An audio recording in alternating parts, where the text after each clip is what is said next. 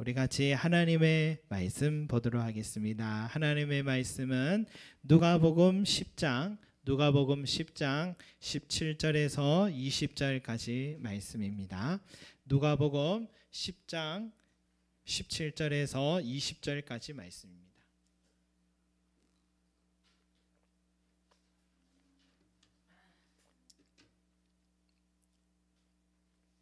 누가복음 10장 17절에서 20절 말씀. 찾으신 줄 알고 한 목소리로 함께 읽어보겠습니다. 시작. 70인이 기뻐하며 돌아와 이르되 주여 주의 이름이면 귀신들도 우리에게 항복하더이다. 예수께서 이르시되 사탄이 하늘로부터 번개같이 떨어지는 것을 내가 보았노라. 내가 너에게 뱀과 정갈을 밟으며 원수의 모든 능력을 제할 권능을 주었으니 너희를 해칠 자가 결코 없으리라. 그러나 귀신들이 너에게 항복하는 것으로 기뻐하지 말고 너희 이름이 하늘에 기록된 것으로 기뻐하라 하시니라. 아멘. 오늘 이 말씀은 예수님께서 70명의 제자들을 또 전도에 또 파송하셨다가 또 다시 그 제자들이 돌아온 장면입니다.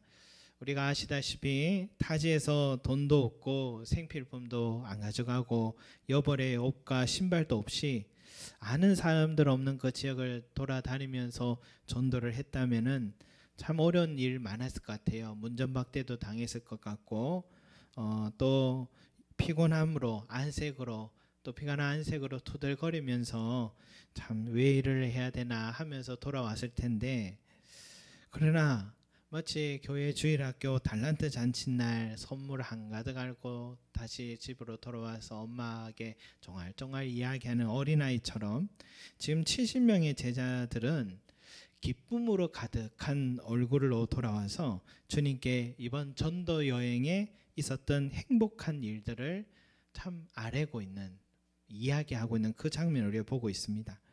17절에 보니까 주여 주의 이름이면 귀신들도 우리에게 항복하더이다. 여러분, 제자들이 아주 특별한 경험을 했죠. 귀신을 쫓아내는 능력을 자기들의 통하여서 이루어진 그런 사역을 경험을 했습니다.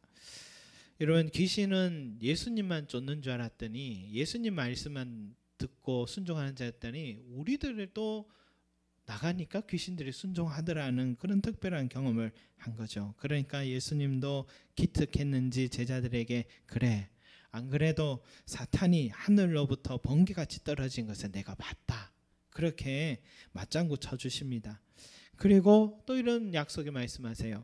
내가 너에게 뱀과 정갈을 밟으며 원수의 모든 능력을 제할 권능을 주었으니 너희를 해칠 자가 결코 없으리라. 다시 말하면 그 능력을 내가 너에게 줬기 때문에 앞으로도 그 어떤 악한 귀신 세력들이 너희를 해하지 못할 것이다. 내가 세상 끝날까지 너희들과 함께 할 것이기 때문이다 하면서 격려와 또 칭찬의 말씀을 아끼지 않고 있는 장면을 보고 있습니다. 여러분, 이런 능력, 귀신을 쫓아내고 병든 자를 또 낫게 하는 이런 능력, 참 매력이 있는 능력 아닙니까? 아마도 그들이 귀신 들린 자들을 참 회복시킬 때, 병든 자들을 낫게 해줄 때 정말 큰 대접을 받았을 것 같아요. 사람들에게 정말 대접을 많이 받았을 것 같아요. 주님도 그거 아셨는지 전대도 배낭도 여벌 신발도 가져가지 말라라는 것은 가기만 하면 너희들이 그 능력을 보여주기만 하면 큰 대접 받을 것이다 하는 걸 알고 계셨던 것 같아요. 만약 여러분, 제가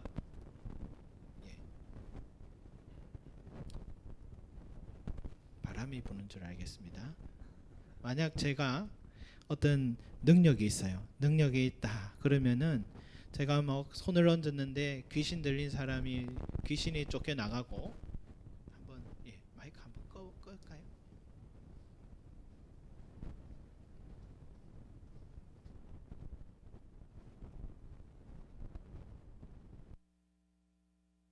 됐습니다. 그래서 제가 만약에 능력이 있어서 귀신 들린 자를 쫓아내고 귀신을 쫓아내고 병든 자들의 병이 낫다라고 하면 여러분 이런 능력이 있다는 소문이 퍼지면은 우리 교회는 금방 성장할 것 같아요. 수많은 사람들이 몰려오죠. 그런데 그런 능력이 저에게는 없는 것 같습니다. 요즘은 귀신 들린 사람도 잘 안 보이는 것 같고 한번 해보려고 해도 그럴 일이 잘 없는 것 같아요. 여러분 이런 능력을 신유의 은사라고 하는데, 그래서 한때는 어느 교회나 기도원 원장님이 이 신유의 은사가 있다라고 알려져서 많은 사람들이 몰려들었고 그런 교회들이 급성장을 해서 지금은 대형 교회를 이룬 교회들도 꽤 있습니다. 여러분 이런 능력은 분명한 매력이 있습니다. 또 제자들이 그런 능력으로 인해서 융숭한 대접을 받았다라고 우리는 충분히 짐작할 수 있죠. 그런데 여러분 이런 능력이 왜 나타났느냐라는 거죠. 사람들이 그 병을 낫게 하고 귀신을 쫓아내서 무너진 삶을 회복시켜 줄 때 너희들도 이제는 더 이상 내 제자가 아니라 너희들도 따로 독립을 하고 교회도 세워서 이젠 자립해야 되지 않겠느냐 해서 그런 능력을 주셨느냐, 아니면 아직 의학이 발달하지 않았으니까 정신과, 피부과, 정형외과, 내과, 안과들이 발달할 때까지 너희들이 내가 준 이 능력을 가지고 눈먼 자, 중풍병자, 안진병의 문둥병자, 조현병, 우울증, 귀신 들린 자에게 육체적, 정신적인 건강을 책임지라고 이런 능력을 주셨을까? 우리가 다시 한번 생각해 보는 거죠. 오늘 이와 같은 오늘 10장에 있는 이 말씀과 비슷한 내용이 어디 나오냐면 9장에도 나오죠. 70명의 제자를 파송하기 전에 먼저 12명을 먼저 또 제자를 전도여행에 파송하잖아요. 그러면서 그들에게 9장 1절에 보니까 모든 귀신을 제어하며 병을 고치는 능력과 권위를 그 12제자에게 주셨다라고 나옵니다. 그런데 여러분 9장 2절을 한번 보세요. 이런 능력의 필요가 언제인지 여러분 우리가 한번 볼 수가 있습니다. 하나님의 나라를 전파하며 앓는 자를 고치게 하려고 내보내시며 라고 되어 있습니다. 우선은 하나님의 나라를 전파하며 라고 되어 있습니다. 하나님의 나라는 바로 복음을 말하는데 복음이 우선입니다. 복음을 전파하기 위한 과정으로서 앓는 자를 고치는 능력, 즉 귀신을 제어하고 병을 고치는 능력과 권위를 주신 것이다 라고 말씀하는 것이죠. 여러분 의사 누가는 사도행전도 기록한 저자잖아요. 사도행전에도 초기 그리스도인들을 통해 귀신 쫓고 병자들을 치유하는 능력이 많이 나타났는데 자세히 보면은 복음 전파와 귀신 쫓고 병든 자를 치유하는 능력이 뭡니까? 균형을 이루고 있음을 알 수가 있습니다. 같이 한번 사도행전 한번 찾아보겠습니다. 사도행전 2장 42절에서 43절 말씀. 사도행전 2장 42절에서 43절 말씀 한번 보십시오.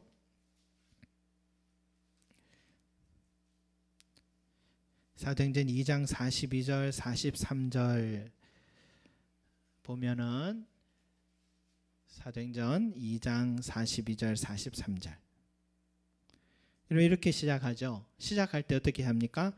그들이 사도들의 가르침을 받아라고 시작하죠. 그리고 43절 끝에는 어떻게 나옵니까? 사도들로 말미암아 기사와 표적이 많이 나타나니 라고 기록되어 있죠. 그러니까 먼저 가르침은 복음 전파를 말하는 것이고 기사와 표적은 능력 나타남을 말합니다. 균형감을 갖고 있죠. 또 사도행전 3장을 한번 보십시오. 3장을 보면 베드로와 요한이 예루살렘 성전 미문에서 구걸하는 안전뱅이를 일으켜 낫게 하죠. 그 일로 인해서 많은 사람들이 베드로와 요한 앞에 몰려듭니다. 그때 베드로의 말이 아주 인상적입니다. 3장 12절 말씀을 한번 읽어보겠습니다. 시작. 계속 한번 읽어주시죠. 이 일을 왜 놀랍게 여기느냐? 우리 개인의 권능과 경건으로 이 사람을 걷게 한 것처럼 왜 우리를 주목하느냐? 사람들이 나를 주목하니까, 내 능력을 자꾸 주목하니까 베드로는 그 무리들의 시선을 16절로 돌립니다. 16절을 우리 한번 같이 읽어봅시다. 시작. 그 이름을 믿음으로 그 이름이 너희가 보고 아는 이 사람을 성하게 하였으니 예수로 말미암아 난 믿음이 너희 모든 사람 앞에서 이같이 완전히 낫게 하였느니라. 아멘. 여러분, 안전뱅이를 낫게 하는 능력과 예수 그리스도의 이름이라는 이 복음의 균형을 지금 놓치지 않고 있습니다. 마지막으로 사도행전 8장을 한번 봅시다. 8장을 한번 보면 이 빌립 집사가 사마리아에서 먼저 복음을 전했습니다. 5절에 보니까 빌립이 사마리아 성에 내려가 그리스도를 백성에게 전파하니라고 되어 있죠. 복음 전파가 먼저 있죠. 그 다음 7절에 뭐라고 나옵니까? 많은 사람에게 붙었던 더러운 귀신들이 크게 소리를 지르며 나가고 또 많은 중풍병자와 못 걷는 사람이 나으니, 치유 능력이 지금 기록되어 있습니다. 여기서도 복음과 능력의 균형을 지금 같이 보여주고 있습니다. 여러분, 다시 오늘 말씀으로 돌아와서 제자들의 발언을 자세히 보세요. 오늘 말씀 17절에 이렇게 말하죠. 주여, 주의 이름이면 귀신들도 우리에게 항복하더이다 라고 되어 있잖아요. 여러분, 주의 이름이면 이라고 했던 이 말이 뭡니까? 주의 이름은 복음의 핵심입니다. 귀신들이 항복하고 쫓겨나간 것은 능력이죠. 균형을 이루고 있습니다. 1년의 말씀을 가만히 보면 여러분, 균형만 있는 게 아닙니다. 우선순위가 있다는 것을 알 수 있어요. 항상 복음을 먼저 선포할 때, 예수님의 이름이 선포될 때 권능이 뒤따라왔거나 권능이 먼저 나타났더라도 결국은 예수님의 이름이 전파되는 그런 결론에 이르게 되는 거죠. 그러니까 최우선적인 목표는 복음, 즉 예수님의 이름이 전파되는 것입니다. 달리 말하면 하나님 나라가 선포되는 것입니다. 그 다음 권능은 그 복음이 선포되고 그 복음을 받아들이는 자에게 일어나는 파생적 현상입니다.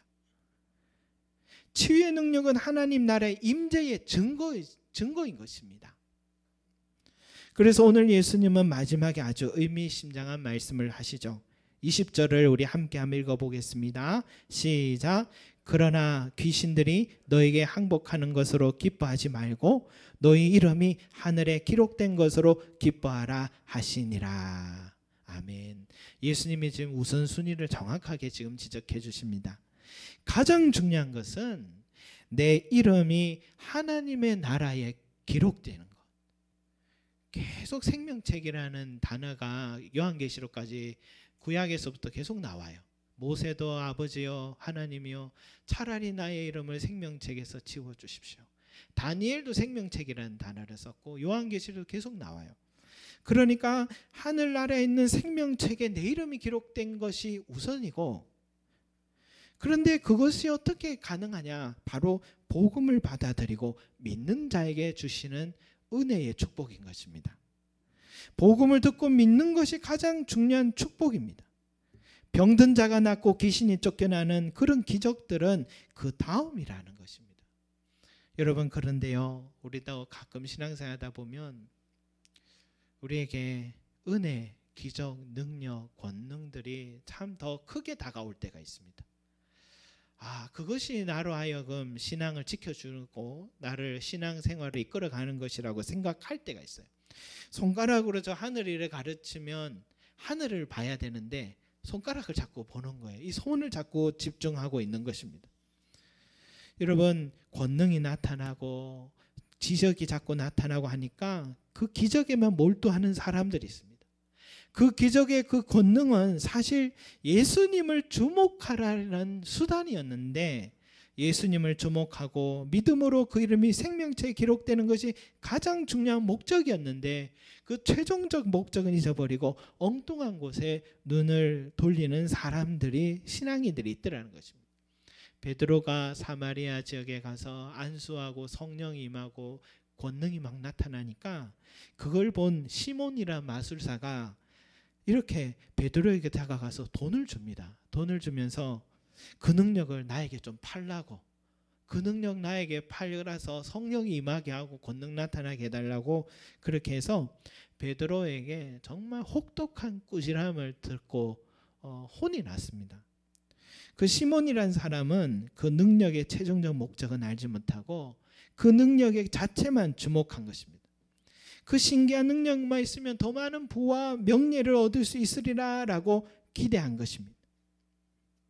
그때도 베드로와 요한은 사마리아 적 사람들에게 이런 권능만 행한 것이 아니라 예수 그리스도를 전파했다라고 기록되어 있습니다.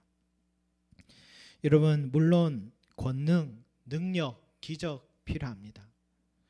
내 몸이 아프고 병들어 보세요. 불치병으로 대안이 없을 때 주의 능력으로 내 몸이 낫는다면, 내 사랑하는 사람을 살릴 수만 있다면 내 전부를 드려도 아깝지가 않죠. 이런 능력을 만약에 필요 없다 가볍게 생각한다면 그 사람은 절박한 심정을 경험해보지 못했다 할 수도 있습니다. 두로와 시돈 지역에 스로보니게라는 지역이 있는데, 그 스로보니게의 한 여인이 이방인이라고 예수님께 참 모욕적인 말을 들었어요. 한마디로 개 취급을 받았어요. 그러니까 이 여인이 자기를 낮추면서 주님께 뭐라고 하냐면, 그러합니다 주여. 개도 주인의 상에서 떨어지는 부스러기를 먹습니다. 저에게 그 부스러기 은혜라도 주십시오 라고 했을 때 주님이 감동을 받아서 그 여인의 귀신 들린 딸을 낫게 해줬고, 사랑하는 자식을 그렇게 살릴 수 있는 길이 열린 것은 절박한 그 여인의 마음 때문이었던 것이죠. 여러분, 권능은 분명히 우리에게 큰 위로와 소망이 있고 또 기적은 꼭 필요합니다. 오늘 예수님의 말씀은 그걸 부정하는 게 아니에요. 주님도 기적을 경험한 제자들을 지금 칭찬하고 응원해 주시고 있습니다. 그 능력을 주신 분 또한 예수님이라고 말씀하셨으니까요. 우리가 하나님을 믿을 때, 예수 그리스도를 나의 구주로 영접할 때 반드시 저와 여러분의 삶에는 놀라운 능력과 기적들이 일어날 것입니다. 자세히 들여다보세요. 저와 여러분의 삶에 이 기적들, 초월적인 사건들이 한두 번이었겠습니까? 그런데 그것을 최종적 목적으로 두게 되면 마치 탄산수가 시원한 갈증을 해결해 줄 때, 그런데 그 갈증이 일시적이고 지속적이지 못하다는 것을 경험하듯이 다시 또 갈증이 나듯이, 예수 믿는 목적이 자꾸 기적과 초월적 능력에 집중하게 되면 내 삶의 공허함에 빠지게 되고 나중에는 그 능력에 집중하다 보면 타락하는 신자가 되기도 하는 것입니다. 그래서 늘 기도원을 다니는 사람들 보면 전국 기도원을 다 찾아다니고 신연사 있다 하면 다 찾아다녀요. 그 사람들을 현혹하는 사역자들이나 그걸 쫓아다니는 사람들은 오늘 예수님 말씀하신 것처럼 모두 다 귀신이 쫓겨나는 것으로만 기뻐하는 신자가 되는 것입니다. 귀신 쫓는 것으로만 성장한 교회는 결국은 나중에는 또 이단으로 빠지는 교회들이 참 많이 있습니다.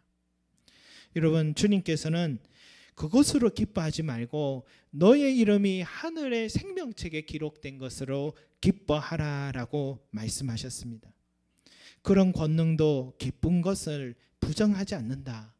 그런 권능이 필요하다는 것도 부정하지 않는다. 그런 권능이 예수를 믿는 자에게 일어난다는 것도 부정하지 않는다. 그러나 그것만 주목하지 말아라. 그것이 너를 구원하는 것이 아니라, 그것이 너의 목마름을 채워주지 못하고, 그것이 영생을 주는 것이 아니라 복음이 너를 구원하는 것이다. 복음이 너의 너의 이름을 생명책에 기록해 주는 것이다. 복음만이 너에게 영생의 길을 인도하는 것이다. 복음만이 너에게 영원히 목마르지 않는 은혜를 주시는 것이다 라고 주님께서 강하게 말씀하고 계신 것입니다. 여러분, 그 복음 무엇입니까? 예수 그리스도의 가르침과 그분의 살아심, 삶이었죠. 여러분, 그것이 어디에 있습니까? 바로 이 성경에 기록되어 있습니다. 이 말씀에 기록되어 있어요. 여러분, 복음이 뭐냐라고 한 줄로 정의할 수는 있겠지만, 그러나 복음을 한 줄로 정의하기는 어렵습니다.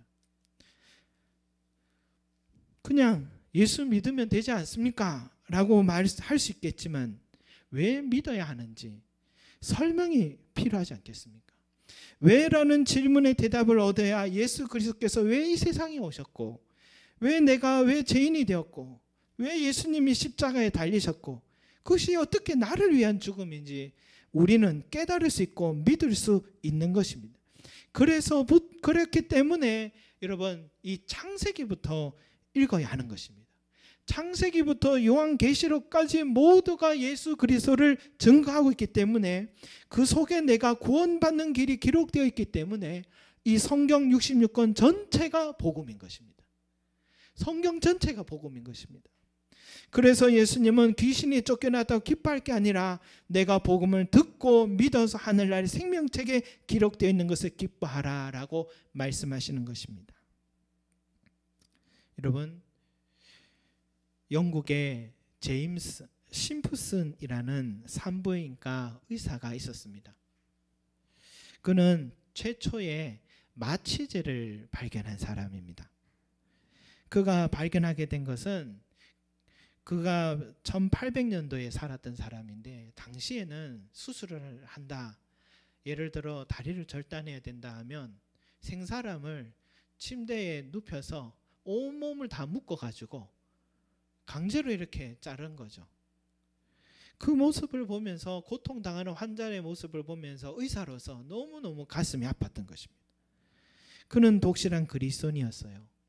그런데 어느 날 성경을 보는데 창세기 2장 21절 22절 말씀을 읽게 되었습니다. 이런 말씀이 있어요. 여호와 하나님이 아담을 깊이 잠들게 하시니 잠들매 그가 그 갈빗대 하나를 취하고 살로 대신 채우시고 여호와 하나님이 아담에게 취하신 그 갈빗대로 여자를 만드시고 그를 아담에게로 이끌어 오시니라는 말씀이 있었어요. 그 말씀을 보면서 이 심프슨 박사가 이런 생각을 했습니다. 아담의 몸에서 갈빗대를 하나 빼내서 여자를 만드셨다면 상당한 대수술인데 어떻게 아담이 잠든 채로 이런 수술이 이루어질 수 있었을까? 이 사람은 정말 순수하게 성경을 본 것 같아요. 순수한 마음이었어요. 그때부터 분명히 하나님께서 이 말씀을 기록한 데는 분명히 지혜가 있을 거야 하면서 그때부터 이 수술할 때에 사람이 잠들게 할 수 있는, 마취할 수 있는 방법을 연구하기 시작했습니다. 그 연구를 하다가 드디어 1847년에 클로로포름이라는 이 액체를 발견하게 됐고 그것을 가지고 동료들과 실험을 했는데 그걸 끓였어요. 끓이다 보니까 기체가 올라오잖아요. 그 증기를 그 동료들과 함께 코로 흡입을 해봤습니다. 들이마셨어요. 근데 그걸 들이마시는데 갑자기 유쾌한 기분이 막 찾아오고 갑자기 수다스러워지더랍니다. 자기들 말이 막 많아지더래요. 그러더니 잠시 후에 한 사람씩 바닥으로 쓰러지기 시작하는데 그때 이 심부슨 박사가 이것이 수술용 마취제로 사용할 수 있겠다라고 확신을 갖기 시작하고 47년 11월에 어린 소년의 수술에 이 클로로포름을 최초로 사용하게 됐습니다. 그 액체를 수건에 적셔서 아이의 얼굴에 그 클로로포름을 딱 덮어줬더니 얼굴에 수건을 덮어줬더니 아이가 깊이 잠이 들었고 수술도 무사히 마치게 됐습니다. 그 뒤로 산부인과에서도 무통분만을 하는데 이 약이 사용됐고 빅토리아 여왕도 출산할 때에 심부슨의 이 마취제를 사용함으로써 순산하게 되어서 그 공로로 의사 출신으로서 처음으로 경이라는 자기를 받게 됐습니다. 그걸 받기 전에는 수많은 당시의 의사협회에서도 산모가 아이를 낳을 때 진통을 겪는 것은 성경적인 하나님의 뜻인데 이것은 비성경적이다 해서 이 사람이 종교재판당해서 죽을 뻔했거든요. 그런데 빅토리아 여왕이 순산할 수 있게 도와서 다시 되살아나는 은혜가 있었던 거죠. 여러분, 인류의 가장 위대한 발견이죠. 지금은 마취제가 더 발달했지만 이 심프슨의 노력으로 인해 의학에서는 지금까지 참 많은 생명을 살릴 수 있게 됐습니다. 그런 그에게 말년에 대학 마지막 강의 시간에 한 제자가 심프슨 박사에게 물었습니다. 박사님은 지금까지 발견한 것 가운데 가장 큰 발견이 무엇입니까? 이런 질문한 것은 당연히 마취제를 발견한 것을 또 그 대답을 듣기 위해서였겠죠. 그런데 이 신분슨 박사는 뜻밖의 대답을 합니다.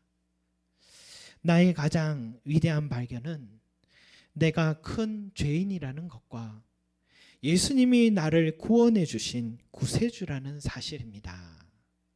너무나 의외의 대답이었죠. 그러나 그의 진심이었습니다. 그의 인생의 말년에 자기의 신앙 고백록에 책을 썼는데 그 책에는 이런 말씀이 적혀 있었어요. 이사야서 53장 5절 6절 말씀인데 그가 찔림은 우리의 허물 때문이요 그가 상함은 우리의 죄악 때문이라. 그가 징계를 받음으로 우리는 평화를 누리고 그가 채찍에 맞음으로 우리는 나음을 받았도다. 우리는 다 양 같아서 그릇 행하여 각기 제 길로 갔거늘 여호와께서는 우리 모두의 죄악을 그에게 담당시키셨도다. 이 말씀을 자기 삶의 마지막 신앙 고백록에 기록해 두었다 합니다. 여러분, 이 신분슨 박사 이분의 삶에 기뻐할 것이 너무 많죠. 마취제를 발견한 것도 기뻐해야 되고요. 그것으로 명예를 얻은 것도 기뻐해야 되고요. 경이란 자기를 여왕에 받았으니 자자손손 그 이름은 잊혀지지 않게 되었으니 자랑하고 기뻐할 것이 얼마나 많겠습니까? 그러나 그는 그것보다도 그는 자신의 이름이 하늘의 생명책에 기록된 것을 가장 기뻐했고 나 같은 죄인을 위해 이 땅에 오셨고 대신 죽으신 예수 그리스도를 믿게 된 것을 가장 큰 깨달음이요 그로 인해 영생을 얻게 된 것이 가장 큰 기쁨으로 여겼던 참 귀한 모범된 신앙인 것 같습니다. 바울도 뭐라 합니까? 내가 복음을 부끄러워하지 아니하노니 이 복음은 모든 믿는 자에게 구원을 주시는 하나님의 능력이 됨이라 라고 담대하게 외쳤죠.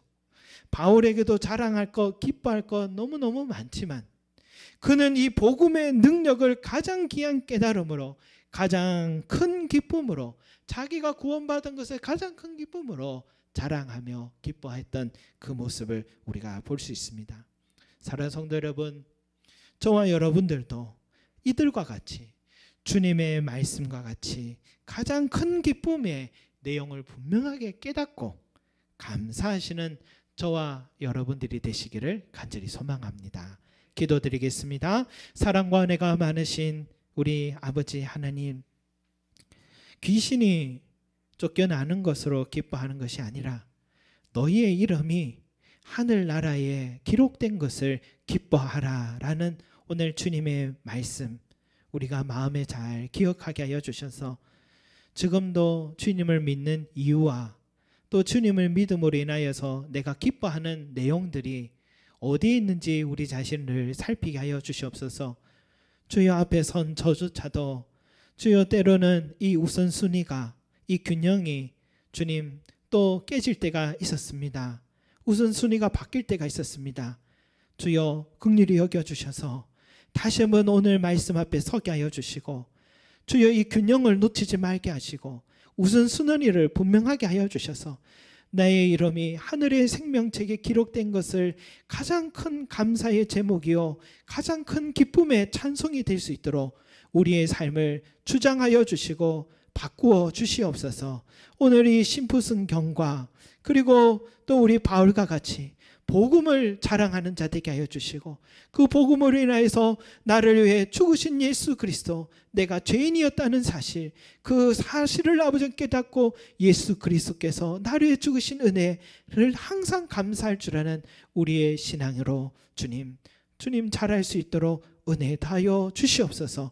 그런 은혜 있기를 간절히 소망합니다. 감사드리고 예수 그리스도 이름으로 기도드립니다. 아멘.